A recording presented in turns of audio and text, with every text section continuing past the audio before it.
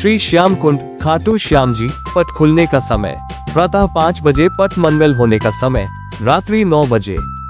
ऐसा माना जाता है कि इस कुंड में स्नान करने से भक्तों को पुण्य मिलता है और सभी प्रकार के पापों से मुक्ति मिलती है। माना जाता है कि निसंतान दंपति इस कुंड में स्नान करने से संतान सुख की प्राप्ति कर सकते हैं। इस कुंड के जल को चमत्कारी माना जाता है और यह भी दावा किया जाता है कि इसमें स्नान करने से चर्म रोग जैसे विकार दूर होते हैं। ये कुंड ऐतिहासिक रूप से महत्वपूर्ण है क्योंकि यह वह स्थान है जहां श्री कृष्ण की मांग पर बर्बरीक खाटू श्याम ने अपना शीश दान कर दिया था, जिसके बाद उनका शीश यहीं प्रकट हुआ था।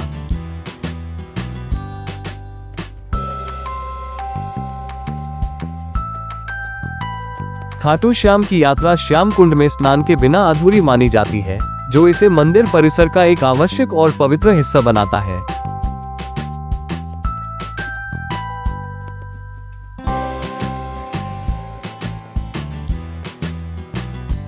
श्याम कुंड की कहानी। बर्बरीक, घटोत्कच और नागन्या मौर्वी के पुत्र थे। वे एक महान योद्धा थे और उन्होंने भगवान शिव से 3 अचूक बाण प्राप्त किए थे।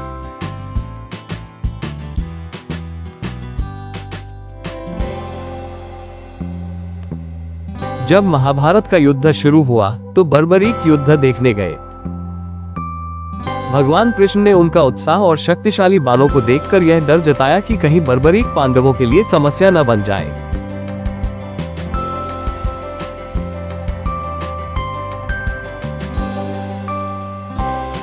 कृष्ण ने उनका शीश दान मांगा, जिसे बर्बरीक ने सहर्ष स्वीकार कर लिया।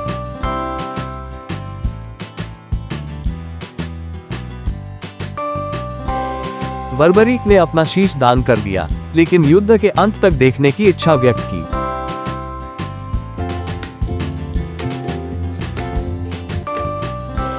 कृष्ण ने उनकी इच्छा पूरी करते हुए उनका शीश युद्ध के मैदान के पास एक पहाड़ी पर रख दिया, जहां से वे पूरा युद्ध देख सकते थे। युद्ध के बाद जब पांडवों ने जीत का श्रेय आपस में बांटा, तो बर्बरीक ने बताया कि यह जीत कृष्ण की वजह से हुई है। कृष्ण उनके इस महान बलिदान से प्रसन्न हुए और उन्हें वरदान दिया कि वे कलयुग में श्याम के नाम से पूजे जाएंगे। इसी स्थान पर बर्बरीक का शीश प्रकट हुआ था और उसी स्थान पर पवित्र श्याम कुंड का निर्माण हुआ।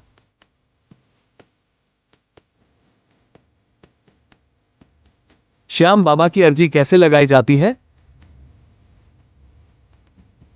श्याम बाबा की अर्जी लगाने के लिए एक सफेद कागज पर लाल पेन से अपनी मनोकामना और नाम लिखें।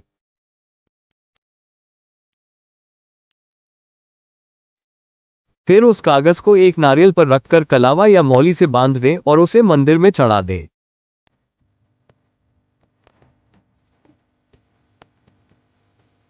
अगर आप मंदिर नहीं जा सकते तो इसे घर पर बाबा की मूर्ति के सामने अर्पित कर सकते हैं या किसी और व्यक्ति से भिजवा सकते हैं।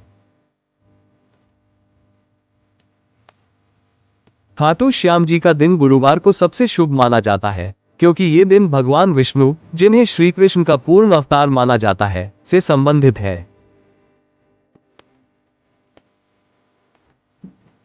इसके अलावा उनके जन्मोत्सव के रूप में कार्तिक मास की शुक्ल पक्ष की एकादशी को भी उनका जन्मदिन मनाया जाता है। कुछ भक्त फाल्गुन माह की शुक्ल पक्ष की एकादशी को भी महत्वपूर्ण मानते हैं। श्याम बाबा की दिन में 5 बार आरती होती है। मंगला आरती सुबह 4:30 बजे गर्मियों में। श्रृंगार आरती सुबह 7:30 बजे गर्मियों में। इस आरती के समय बाबा का भव्य श्रृंगार किया जाता है। भोग आरती दोपहर 12:30 बजे। संध्या आरती शाम 7 बजे गर्मियों में। शयन आरती रात 10 बजे। खाटू धाम मंदिर में जाकर दर्शन करना किस्मत की बात माना जाता है। मान्यता है कि जो लोग खाटू वाले बाबा के मंदिर जाकर सच्चे मन से उनकी पूजा आराधना करते हैं, उनकी मनोकामना पूरी होती है और जीवन की परेशानियां खत्म होती है। अगर आप भी सच्चे दिल से खाटू वाले श्याम बाबा को मानते हो तो कृपया कमेंट में लिखें जय श्री श्याम।